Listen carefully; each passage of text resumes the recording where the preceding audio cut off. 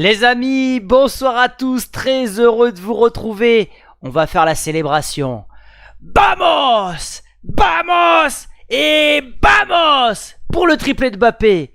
3-1 contre City. Et comme l'a dit Marcelo, que c'est bon d'être du Real Madrid, d'être pour le Real Madrid. Soirée magique du côté du Bernabéu. On a vécu des émotions. Je m'attendais pas honnêtement à un match aussi facile. Sans prétention vis-à-vis de City.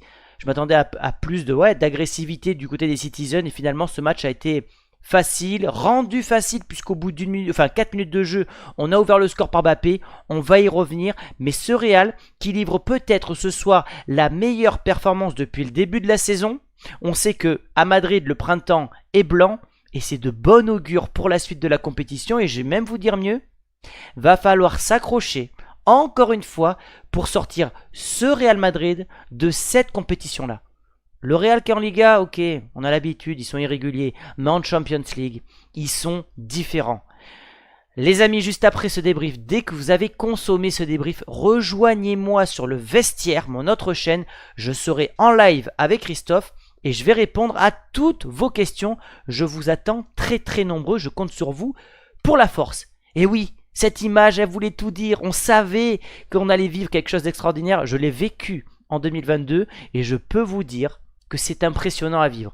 Si vous êtes fan du Real et que vous avez un jour l'opportunité d'aller voir un match de Champions League, retour au Bernabéu, cette scène, c'est incroyable. C'était digne d'une demi-finale de Ligue des Champions parce que ce spectacle-là n'a pas lieu contre Leipzig. Non, c'est dans les grands rendez-vous et c'était un grand rendez-vous ce soir. City, j'en parlerai peut-être demain sur le vestiaire, mais la fin d'Uniar Guardiola, parce que ce soir, ils ont été insipides. Oui, le Real fait une très grande performance. Bravo au Real, je suis très fier des joueurs, du fait qu'ils ont été conquérants, disciplinés, agressifs dans le bon sens du terme, supérieurs tout simplement. Mais en face, honnêtement, c'était pas le plus grand City qu'on a rencontré. Et finalement, sur cette rivalité qui dure depuis 4 ans contre Manchester City, on a gagné 3 fois. On s'est qualifié 3 fois sur 4 contre City et peu d'équipes peuvent s'en vanter. Alors ça a très vite commencé avec ce lob de Mbappé, incroyable, qui nous a rendu évidemment la tâche facile, puisque quand tu mènes 1-0 comme ça, au bout de quelques minutes de jeu, tu es obligé de faire sortir le bloc adverse et psychologiquement tu sais que l'adversaire doit en mettre 2 pour aller en prolongation, donc c'est pas du tout le même match. Un but magnifique sur une erreur, on peut dire, de Ruben Dias qui a mal jugé la balle, et Mbappé qui a en plus le réflexe de regarder très rapidement le gardien qui est trop avancé. Qu'est-ce que fout Ederson là, honnêtement?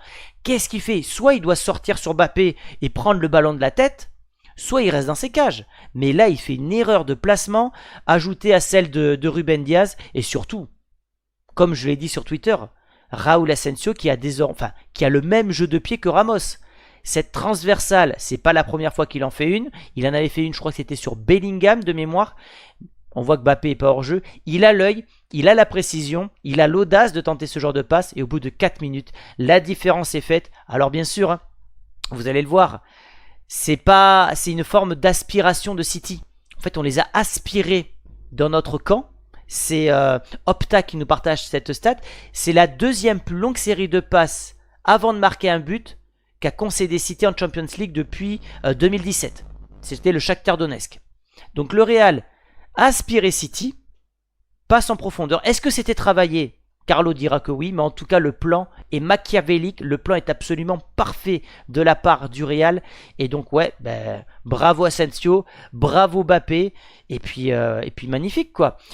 Le deuxième but, j'ai beaucoup adoré parce que c'est la définition des 4 fantastiques du Real avec ce nouveau but de Mbappé et cette célébration, écoutez-moi bien, iconique. J'y reviendrai demain, je pense, dans un vertical. Elle est iconique parce que là, c'est l'antagoniste. L'antagoniste Mbappé qui marque, qui regarde sa proie par terre, sa cible qui est par terre, qui est défaite, et en plus, il se moque de lui juste derrière. Incroyable. Incroyable, et je pense que je vais la mettre en miniature si je trouve une photo. C'est incroyable le changement de cap qu'a eu ce joueur. Franchement, top 3 des meilleurs, top 5 des meilleurs joueurs au monde depuis décembre. Depuis décembre, et ce match à San Mamés, où je rappelle, il a touché le fond, il est sur un run incroyable. comme Rodrigo, mais peut-être encore plus performant parce que ce triplé à City, enfin contre City, il fera date et quelle que soit finalement l'issue de l'histoire entre Mbappé et le Real Madrid, on retiendra cette soirée magique pour le Real et surtout pour Mbappé. Pourquoi je parle des 4 fantastiques? Parce que l'occasion, elle part de Bellingham. Bellingham qui va lancer Vinicius. Important, Vinicius côté droit, j'y reviendrai en fin de vidéo parce qu'il y a eu beaucoup de mouvements côté Real Madrid et je pense que ça a énormément perturbé la défense de Manchester City. Donc Vinicius va récupérer la balle et la remettre pour Rodrigo, que vous voyez qui est libre de tout marquage. Rodrigo va la mettre à Mbappé et Mbappé qui va marquer le but. C'est-à-dire que nos 4 fantastiques sont dans toute l'occasion. Donc Ancelotti, on peut le critiquer comme on veut, mais il aura quand même, à l'issue de la saison, peut-être trouvé la formule et réussi à faire briller ces 4-là en termes d'ego, en termes d'équilibre. Et la compo, on en parlera tout à l'heure, mais la compo qu'on a vue ce soir, elle ne bougera plus dans les très grands rendez-vous. Parce que c'est le meilleur match, parce que tu mets Tchouaméni en milieu qui est bien meilleur. Derrière, tu as les 2 monstres que sont Raúl Asensio et Rudiger. Tu as Ceballos qui est présent. Non, franchement, cette compo, elle était parfaite, mais on y reviendra tout à l'heure. Et puis cette célébration, encore une fois, Vinicius, pas de jalousie. Vinicius qui ne marque toujours pas, mais qui est toujours présent avec ses dribbles, ses décalages, ses différences. Il a loupé 2-3 occasions, il mérite de marquer le Brésilien, il n'est pas en veine en ce moment. Mais en tout cas, aucune jalousie ne transpire de cet homme-là et c'est tout à son honneur. Et puis le triplé viendra d'une action individuelle finalement, pied gauche, synonyme d'une confiance absolue du français et c'est incroyable. Et donc voilà, on va passer à la partie statistique parce que c'est pas rien. C'est devenu ce soir le plus grand bourreau de l'histoire contre Guardiola. Il égale Lionel Messi. Avant lui il y avait Benzema à 5. 7 buts contre Guardiola. Peu de joueurs peuvent s'en vanter puisqu'il n'y avait que Messi qui l'avait fait. Donc c'est incroyable. C'est incroyable et surtout ce record-là, il est monstrueux puisqu'il est absolument unique dans l'histoire du football. Mbappé est devenu ce soir l'unique joueur en Ligue des Champions et Coupe des Champions, donc depuis un siècle quoi, à marquer un triplé en Coupe d'Europe au Bernabeu, donc avec le Real contre Manchester City, et au Camp Nou avec le PSG contre le Barça. Aucun joueur n'avait réalisé une telle prouesse. C'est incroyable, c'est magnifique. Bravo Kix, bravo Kix. Au niveau donc des choix de Carlo, comme je le disais, pour moi cette compo elle ne bougera plus. Peut-être à la rigueur le défenseur gauche, Mendy pour Fran Garcia. Valverde, il est tellement bon par rapport à Vasquez que je suis sûr qu'il restera là parce que ça permet d'une part de solidifier ta défense et secondo de mettre Tchouaméni et Ceballos. Ceballos qui a encore été une fois monstrueux ce soir. Je vais juste faire 20 secondes sur lui, mais c'est un joueur qui depuis 3 mois nous livre des leçons de foot. Voilà. Alors, je ne sais pas si c'est aussi bien que ce que faisait Kroos par le passé, mais il s'en rapproche. C'est parfait ce qu'il fait. Il alterne le jeu long, le jeu court. Il garde le ballon dans les bons moments. Il annihile le pressing adverse. C'est fantastique. C'est fantastique. Quelque chose qui m'a marqué ce soir, comme je vous disais tout à l'heure, c'est le mouvement des attaquants du Real, et notamment Mbappé, qui, sur cette première mi-temps, a parfois joué côté droit dans les phases défensives, donc ça m'a surpris, et Rodrigo était passé dans l'axe, et en deuxième mi-temps, Mbappé était à gauche, Rodrigo dans l'axe, Vinicius à droite, et tous les attaquants ont changé comme ça. C'est pas du hasard, c'est comme les coups de pied arrêtés ce soir, ils ont été bossés, on a vu que ça a été bossé, c'est rare de le signaler, mais oui, il y a eu du travail ce soir de la part de Carlo. En tout cas, ça s'est senti sur le terrain par l'équilibre des joueurs. Ça s'est senti sur les coups de pied arrêtés et le mouvement des attaquants. Donc Carlo, on le critique. À chaque défaite, on lui tombe dessus. On veut qu'il dégage. On veut Xabi Alonso. Néanmoins, je vous le dis, ça sera très compliqué de sortir ce Real de la Champions League. 28 années consécutives que le Real est qualifié pour les huitièmes de finale. Ça sera très compliqué pour Leverkusen et pour l'Atlético. Il faudra évidemment ne pas sous-estimer l'adversaire, mais ce Real ce soir me redonne confiance pour cette fin de saison et notamment la Champions League. Rodrigo a lui aussi livré une prestation incroyable. Il n'est pas buteur, mais dans les décalages, le pressing, les différences individuelles, les coups de pied arrêtés. Il est d'une importance cruciale. Il n'a pas autant d'ego que ses trois autres collègues, pardon, mais il est d'une importance incroyable. Et ça, c'est la force de Carlo Ancelotti, c'est quelque chose qui n'est pas mesurable. Savoir gérer les égos, être au-dessus des joueurs, apporter de l'équilibre. C'est pas mesurable, c'est pas quantifiable, mais je vous assure que c'est compliqué. Et que faire jouer ces 4 mecs-là, faire briller ces 4 mecs-là, c'est très compliqué. Donc il faut aussi féliciter Carlo. La mauvaise nouvelle de la soirée, il n'y en a qu'une seule, ça va, on va pas se plaindre, c'est que Bellingham sera suspendu lors du match aller. Donc le match aller de mémoire sera au Bernabeu. Ça, c'est quand même c'est pas une bonne nouvelle. Donc Bellingham sera suspendu. C'est dommage parce qu'à partir des 8e, je crois que ça se remettait à 0. Bon, c'est comme ça. Et puis Raúl Asensio. Voilà, moi j'ai vu encore du Sergio ce soir. J'ai vu du Sergio, j'ai fait Sergio, c'est toi? Incroyable.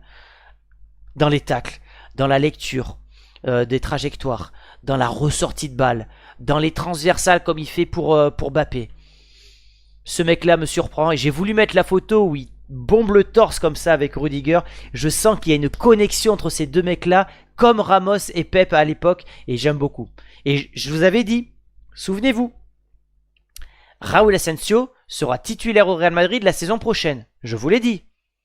Ben, l'oracle, d'ailleurs l'oracle qui avait, pardon, je coupe, la compo 100% juste, au passage, ben, je vous avais annoncé que Raúl Asensio serait titulaire l'année prochaine.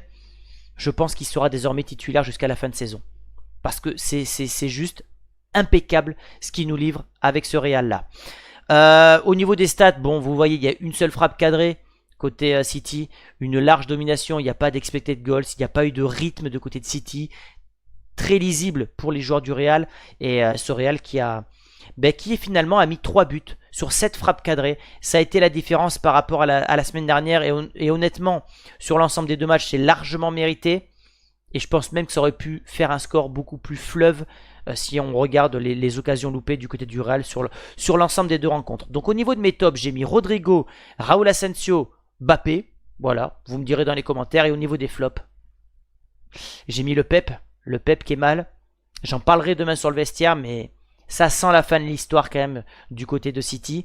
Et ça sera quand même une tâche dans son passage, même si on retiendra que le positif évidemment. Mais cette saison risque de laisser des traces parce que l'aura de Pep, elle est touchée. C'est plus le mec que tu considères comme génial, invincible, qui va te sortir un plan à la Scofield ou à la Heisenberg. Non. Il est prenable et il a besoin, je pense, de prendre du recul. Au niveau des notes, bon, vous voyez, de côté de City, il n'y a aucune note en vert. Ça, c'est bon. Ça, c'est bon. Et puis, évidemment, l'homme du match, c'est Kylian Mbappé avec un 9,7. Valverde, 8. Rodrigo, 8,3. Tchouaméni a fait un très bon match ce soir. Ceballos, il mérite une meilleure note. Vinicius, pareil. Bon, voilà, ce sont des notes algorithmiques, mais en tout cas, super nouvelle côté Real. La suite, c'est Girone samedi. Faudra gagner pour se relancer en Liga. Et puis demain, je réponds à toutes vos questions sur Instagram. Il y aura donc une vidéo en début d'après-midi. Vous me rejoignez sur Insta. Je mets une story. Vous répondez à cette story. Et je sélectionne les 10 meilleures questions sur la rencontre. Voilà les amis, on a vécu une soirée magique. Donnez-moi votre meilleur like. Abonnez-vous si ce n'est pas encore fait. Et bien évidemment, comme je l'ai dit, d'une part, vous me retrouvez en live juste après, important. Et demain, on reviendra à froid pour profiter de ce bonheur. Et voilà les amis, je vous souhaite une bonne nuit et je vous dis à demain. Ciao!